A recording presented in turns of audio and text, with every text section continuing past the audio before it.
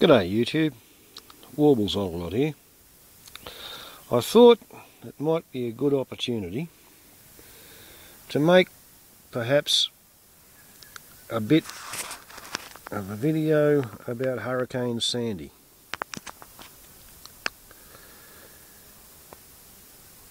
And partly I'm still absolutely without any knowledge of what's happened with Gary out in Mandmade, who I suppose you'd pretty much have to call a time-expired frenemy of mine, because we've had a couple of flame wars and some potty mouth matches, but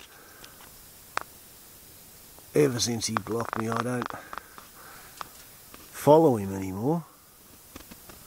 But anyway, it was initially kind of a funny idea when I heard that, you know, this whoopsie Hurricane Sandy was supposed to be aiming for New York and New Jersey. I thought, well, you know, I hope he's got himself together with a standalone power system since the snowstorm last year. But it's like 3 days, I guess, since Sandy showed up on the east coast of America, Norte Americano, and I'm still getting nothing but pictures of devastation coming out of me radio into me ear holes and off the YouTube as regards New Jersey. And if anybody's got any news of how Gary managed having a hurricane go over the top of his head, well, I hope he's alright and I'd like to hear of it. As regards that particular hurricane, I think it's really bordering on macabre how fast the conspiracy theorists have come out suggesting that Hurricane Sandy was manufactured by the HAARP phased microwave radar array. And somebody else has come out and showed satellite tape loops of cloud pictures, and they're claiming that there are, quote, Chem-Dumps on areas covering thousands of square miles per hour. And there's no technology on planet Earth that's capable of dumping chemicals into a storm cloud covering hundreds of square miles per hour, let alone thousands of square miles per hour in such a concentration that's going to show up on satellite. And it appears to me that conspiracy theories concluding that the HAARP radar and various Tesla devices have caused, generated, inseminated, steered, done anything to that bloody storm. It's a preemptive strike by the fossil fuel lobby, and you might as well say the Republican side of politics in America. And their aim is to discredit any and all allegedly scientific claims in their eyes, or in fact scientific claims, regarding cause and effect for the unusually frequent, unusually extreme weather events which the world is experiencing, and in particular they are hammering the industrialised heat islands. So if you can catch my drift, the fossil fuel lobby and the Republican side of politics doesn't want anybody pointing out that there is a coincidence, there's a connection between burning a lot of fossil fuel, emitting a lot of carbon dioxide, changing the heat balance of the Earth's atmosphere's chemistry, and having strange and unusual weather events. The right-wing neo-fascist economic growth at all costs side of politics and commerce and economics, they don't want anybody to think about that. They want the idea of cause and effect when it comes to dramatic, tragic weather They want it all to be put off into the world of random chance. Oh, well, it's a statistical variation. Well, I'm sorry, it's a crock of shit, you know. We're talking about a bloke over there who was under a snowstorm a year ago and he had no power for a week. He's now had a hurricane come straight over the top of his house. You know, that's what's actually happened. You know, to somebody who's worked me up to fever pitch, and we've shouted at each other for days at a stretch on YouTube. But the people who want to sell you more fuel and more appliances to consume the fuel, they don't want you thinking about that. If you start thinking about that, you might start thinking that perhaps they are personally, individually liable for the damage done by the storms which are caused by the fumes of the technology that they want to sell you and make money out of getting you to use. So they've done this preemptive attack. They've floated conspiracy theories on the internet in the idea of discrediting all cause and effect theories and speculation regarding Hurricane Sandy. And, you know, like, let's just imagine that 20 years ago the American government led the world into a carbon emission abatement system, and let's imagine that we'd managed to stabilise the planet's carbon dioxide levels at what they were 10 years ago. Would Hurricane Sandy have been as big? Would Hurricane Sandy have run into 2 snowstorms? Would the Arctic ice sheet still be there? Would the planet's weather systems be predictable if we hadn't burnt all that fossil fuel? These are questions that the right wing of politics, particularly in America, doesn't want anybody to think about. So they've floated all these bullshit conspiracy theories about the HAARP radar and Tesla and his underground electromagnetic waves. I don't buy it. It's the same people who'll try and tell you that the water condensation trails coming out the arse end of a jet airliner when the air is cold enough or humid enough to form condensation trails, they'll tell you that they're chemtrails and that it's all some kind of giant government super conspiratorial plot to change the atmosphere of the earth. Well, there's a plot, all right. The plot is to keep burning oil and coal and make more profit. That's what the plot is. The plot is to grow endlessly. The plot is to not pay attention to the fact that we're all living on one earth. So anyway, what's going on in America at the moment? My morning ABC, that's Australian Broadcasting Commission, radio news, it's a government news radio outlet.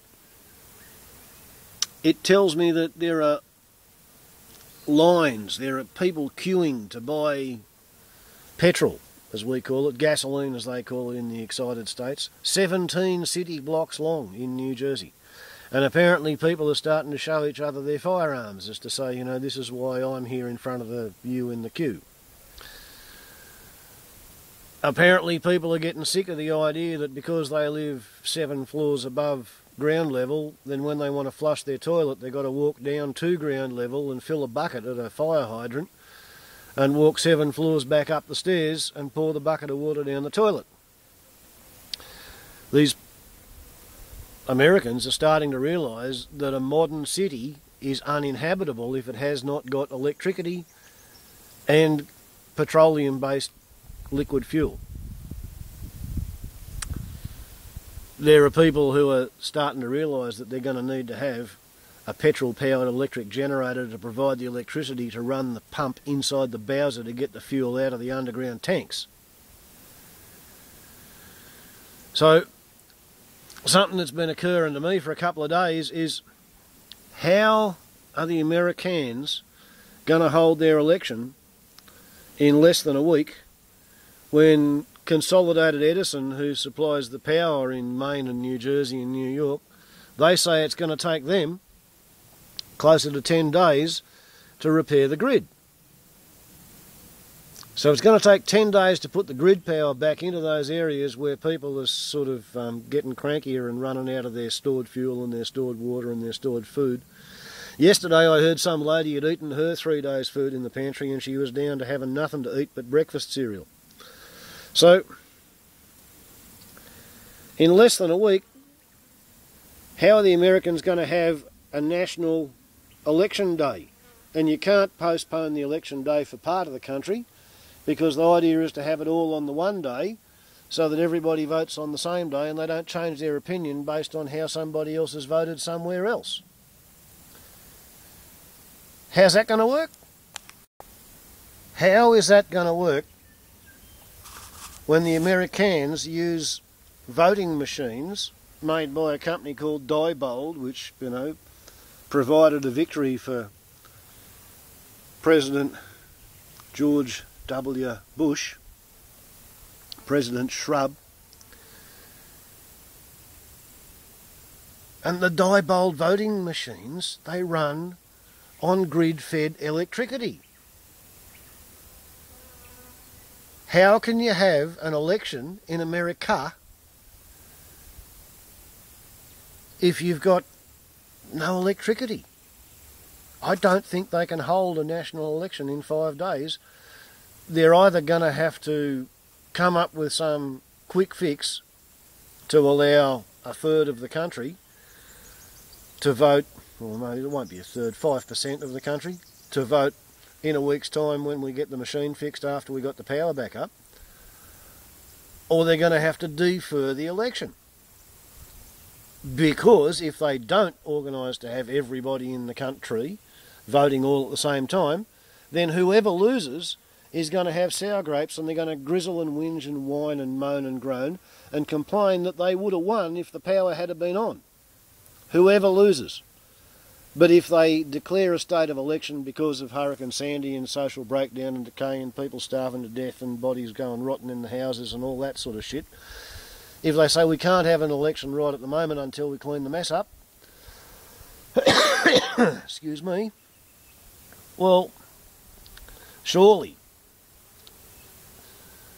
the loyal opposition, you know, the Storm and Mormon, Mr. Romney, and his right-wing Republican neo-fascists, aren't they going to say, oh, the state of emergency is nothing but a ploy, a plot, something to keep us out of the prissy-duncy. We want the White House and we want it now. So, basically, to my mind, unless Con Ed can get the power up in the states hit by Hurricane Sandy, so that the people who live there can start running their refrigerator and their television and recharge their mobile phone and, you know, buy some food in the shops, and so they can vote on election day, then I think the excited states of Norte Americano might be in for a bit of a rough time.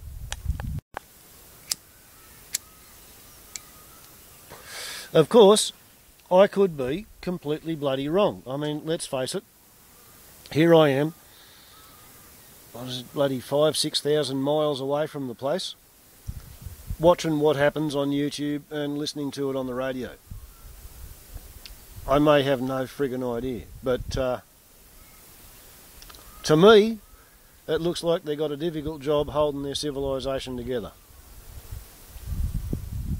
Part of the problem is that in their effort to keep everybody smiling, instead of shutting off their entire grid in New York City, for example, because they had a 12-foot predicted or 3-metre plus predicted tidal surge coming in, so in my mind you would have shut the grid off straight away so that there was no live current going through any of the equipment when the water hit it, because if an electrical device is switched off when it gets wet, assuming somebody who knows what they're doing can wash it out with clean water and then dry it, then it'll go again afterwards. If you've got something that's electrical and it's under load and it gets wet, particularly with salty water, you get fireworks, and that's what set 80 houses on fire and burnt a lot of, you know, electric substations, transformers, things like that. You know, those big green grey metal covered boxes that hum quietly on roadside corners? Anything like that that got flooded while it was under load, it's stuffed. And strangely, for the last 20 bloody years, the bean counters worldwide have been attempting to restrain the mechanical engineers and the electrical engineers from having any spare parts on stock, on hand, ready to fix a big event. So a lot of the stuff that's blown up, they're going to have to manufacture somewhere else, in some other part of the economy that hasn't fallen on its arse. This is going to have to be a bit of a lesson, an object lesson, to civil administrators globally. It's not good enough to rely on just-in-time delivery of replacement bits and bobs. You're going to have to hold a stockpile on hand, ready to bootstrap yourself back up if you get knocked out by an extreme weather event caused by global warming, caused by anthropogenic carbon emission to the atmosphere. Right? My generation, my parents' generation, my grandparents' generation, they've done most of it, but, you know, for 3 generations before that, their ancestors taught them it was a really good idea to burn more, make more, sell more, buy more, get richer. Well, this is what we've done. And reiterating, if anybody's heard any news about Gary in Mendham, living in the town of Mendham in New Jersey, where the hurricane tracked right over the top of the poor bugger's roof, and I'm pretty sure I recall from a lot of his videos where he goes for a walk around his house and he talks, there's water not far from him. I don't know whether that's a lake or a dam or a river or what, but if it's a river that close to the coast, then he might have been in deep shit, you know, getting flooded in the middle of a windstorm. So if anyone's got any news on Gary, I would like to hear that he's okay. Let's hope. Because he's a colourful character, I'll give him that. He's a pain in the arse and he's full of shit, but he is a colourful character. I do like knowing that he's out there. Don't agree with him, but I like knowing that he's out there and that he's allowed to keep going. So, for whatever it's worth, Warble's on a lot to YouTube on a Saturday afternoon. And as you may have guessed, we're sitting inside the Tower of Power, drinking beer and smoking a pipe.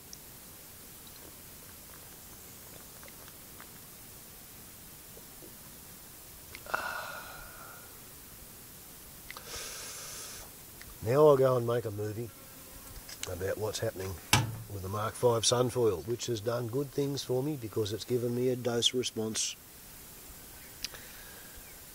relationship for the graph. So, Warble's on a lot to YouTube. Ciao.